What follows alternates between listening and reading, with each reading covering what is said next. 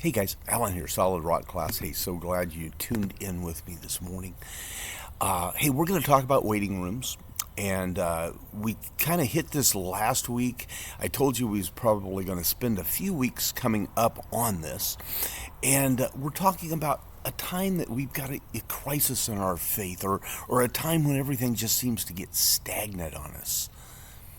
You know, how many people like waiting rooms? I hate waiting. Period. It's just I'm a very impatient person. You know, what image comes to your mind when you think about a waiting room? And I'm sure that someplace when you really think back a little bit, you have some sort of a story you can tell about a waiting room.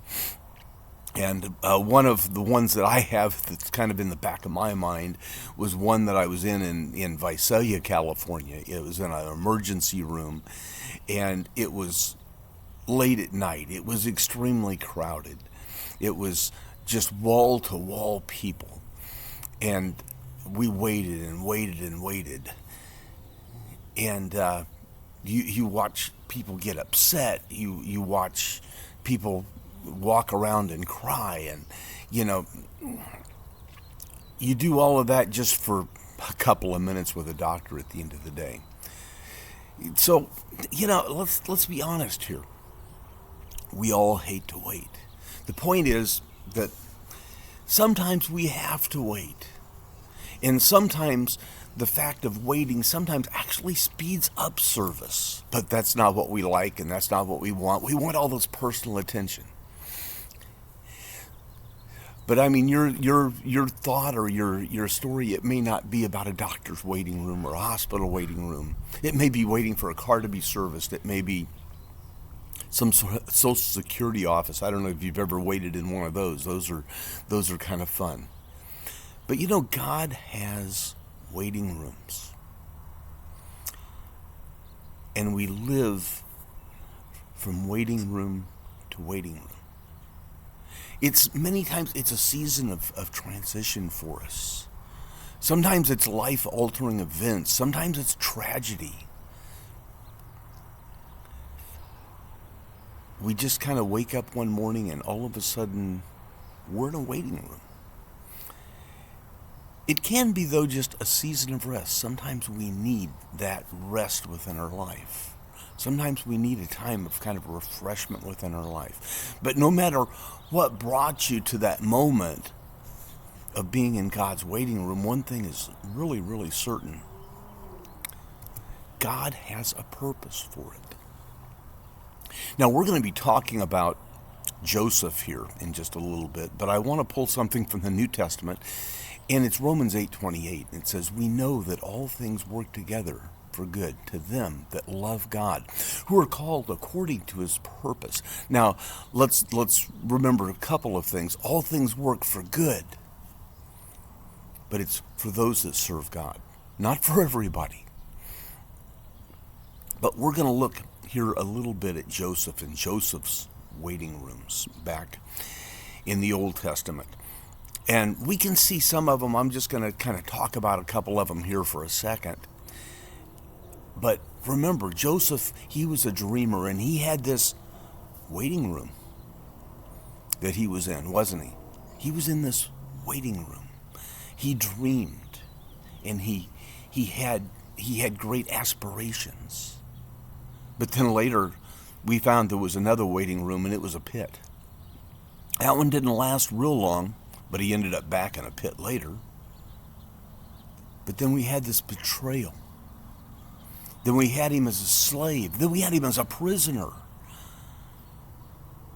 And then we look at Joseph again, and he's in a waiting room because he's been away from his family for so long.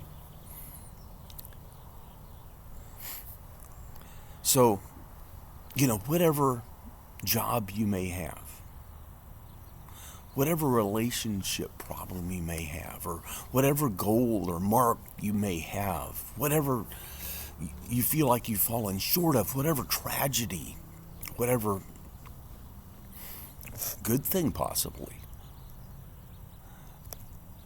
God's waiting room, it's a tough place to be. It can be extremely lonely at times. It can be extremely confusing. It can be full of heartbreaks. Sometimes it's just space, and sometimes we don't like that in our heads. But even in this, God is still God. He's still in charge. We can see this, that He cares for us. God will use this for a good purpose. Today we're going to kind of do a little reset here with this. And we're going to look at Genesis, the 37th chapter. In Genesis 37, picking up in verse 3, it says, "Now Israel loved Joseph more than all his children, because he was the son of his old age, and he made him a coat of many colors. And when his brethren saw that their father loved him more than all his brethren, they hated him. They could not speak peaceably unto him. And Joseph dreamed a dream, and he told it to his brethren, and they hated him yet the more. And he said unto them, Hear, I pray you, this dream which I have dreamed. For behold, we were binding sheaves in the field, and lo, my sheaves arose, and also stood upright. And behold, your sheaves stood around about." In verse number 8, and it says, And his brethren said unto him, Shalt thou indeed reign over us, or shalt thou indeed have dominion over us? And they hated him yet the more for his dreams and his words. Verse number 9, And he dreamed yet another dream, and told to his brethren, and said, Behold, I have dreamed a dream more, and behold, the sun and the moon and the 11 stars. Now remember, there's 11 brothers here, made obedience to me. And he told it to his father and to his brethren. And his father rebuked him and said unto him, What is this dream that you've dreamed? Shall I and thy mother and thy brethren indeed come and bow down ourselves to you before the earth? And his brethren envied him. But notice what he says. But his father observed the saying here. See, Joseph, he had all these dreams. Joseph had all of these plans. Yet, he wasn't really tactful with the way he was handling it. He was extremely immature here. Let's kind of go back up here and let's just kind of digest some of what we just read. Notice, first of all, back in verse 3, one of the things here, I'll make mention of is it talks about in verse 3, it says, Now Israel loved Joseph more than all his children. This is just wrong. I hope you never come to that point within your family. It causes nothing but division, nothing but strife and problems. We jump down to verse number 4, and it says, Because of this, his brothers absolutely hated him. And it even says they couldn't even speak peaceably to him. They couldn't have a civil conversation. That's pretty rough when it's family. And then we see Joseph, he has these dreams. He has these aspirations.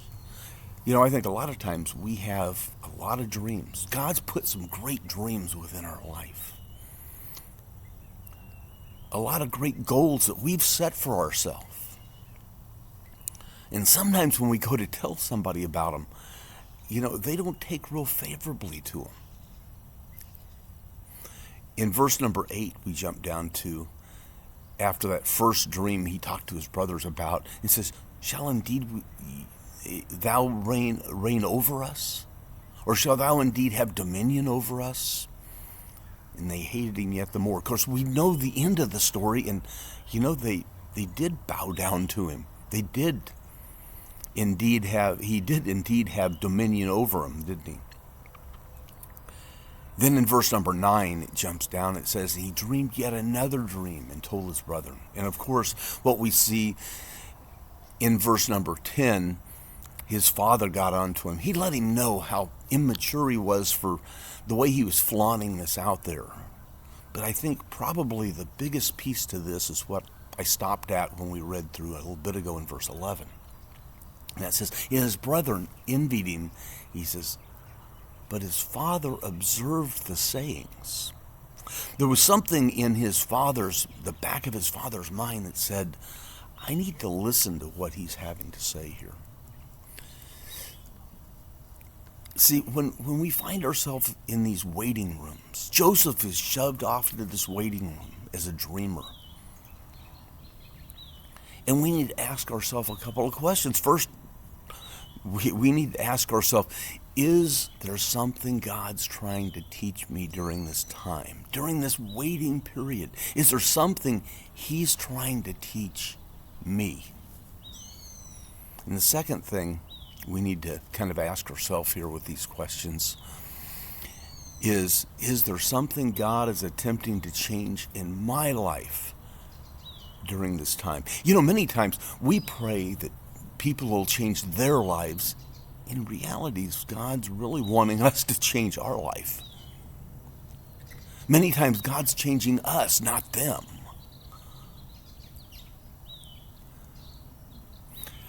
I don't know about you, but you know, I fear that I've wasted a lot of time just off in waiting rooms of life. And maybe not even asking the right questions. It's not always about God changing others. Many times it's about God changing us in our life.